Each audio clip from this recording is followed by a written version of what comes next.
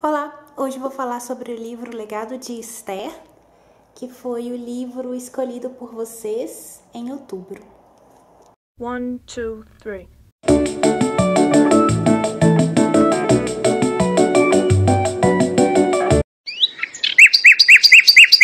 Bom, no livro, a narradora Esther vem nos contar o último dia em que Lajes, o homem pelo qual ela era apaixonada, o único homem que ela amou, o último dia em que Lajes a visitou e a roubou, como diz a primeira frase do livro que conquistou vocês em outubro. Ao nos narrar essa história, Esther é uma mulher de meia idade.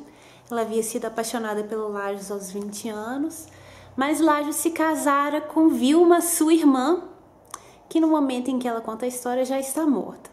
Então, Lajes se casa com a irmã de Esther morre e Lajes desaparece por 20 anos, manda um telegrama e diz, de repente, do nada, 20 anos depois, que vai visitar Esther. Esther vive com Nunu, que é uma agregada da família. Ficam sabendo que receberão a visita de Lajes, elas pensam, nossa, será que a gente tem que trancar toda a prataria da casa? Por quê? Porque Lajes é o típico malandro, mentiroso, falsificador, endividado. O retorno dele gera dúvida nas personagens, na Esther e na Nunu. Será que ele veio acertar as contas? Será que ele veio acertar suas dívidas?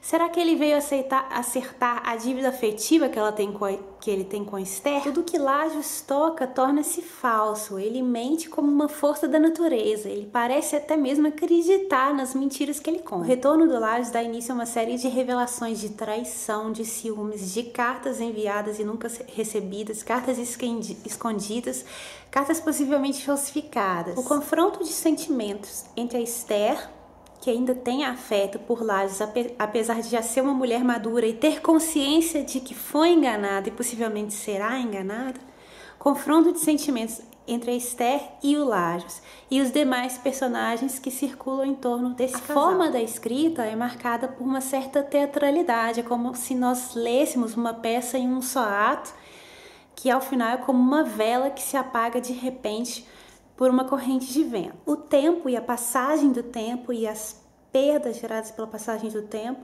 são personagens centrais da história, e o confronto entre as esperanças da juventude e as certezas da velhice é o pano de fundo da história. E em determinado momento nós chegamos mesmo a duvidar da própria narradora, da Esther. Por que ela se deixa enganar? Ela tem consciência de que ela será enganada, ela narra a história de um ponto de vista que ela sabe que ela foi enganada. Por que ela faz isso? Nós não podemos deixar de pensar que, em certa medida, ela consente com a própria traição que ela sofre. E por que ela consente? Será que ela tem dificuldade de se desligar das esperanças da juventude? Será que ela tem dificuldade de aceitar que as promessas feitas pelo Lajes são falsas? Será que ela ainda quer acreditar nas promessas do Lajes, mesmo que ela tenha certeza de que elas são falsas? O legado de Esther, muito mais do que ela herdou, a casa e o jardim que ela herdou dos pais, e é tudo que ela tem e é tudo que ela vai perder, é tudo que ela tem a dizer sobre Lajes. Então, o legado de Esther é muito mais do que ela possui, é o que ela tem a dizer, é a história dela, como uma mulher já madura, que perdeu todos os sonhos da juventude. A narração que a Esther faz da própria capitulação em face das mentiras do Lajes é apaixonante. A forma como o Sandor Marai, escritor, estrutura a narração é realmente muito elegante, muito bonito, ao mesmo tempo enigmático, ambíguo, aberto a interpretações. Acho que muitos leitores vão chegar ao fim desse livro querendo mais, se perguntando, mas e aí, por quê? Como assim? A própria narradora Esther nos descreve a sua capitulação. Ela já sabe que ela vai capitular e assim mesmo ela é sujeito do próprio processo de traição.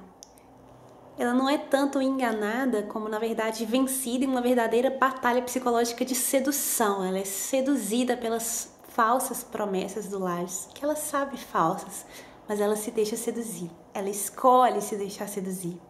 O livro narra as 24 horas desse que foi o dia mais importante da vida dela, porque foi o último dia que ela viu o Lajes e o dia em que ela foi roubada pela última vez, naquilo que restava a ela, que era a casa e o jardim.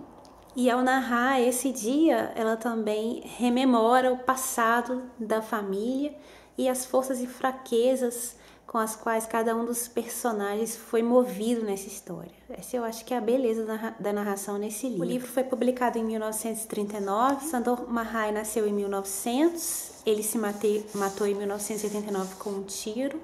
Ele escreveu 46 livros. Durante a guerra ele se opunha aos nazistas, a esposa dele era judia. Ele fugiu da Hungria comunista em 1948, morou em diversos lugares, a Itália, a Suíça, e fixou residência na Califórnia, onde ele morreu.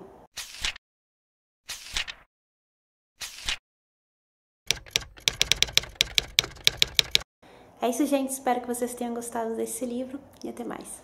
Tchau!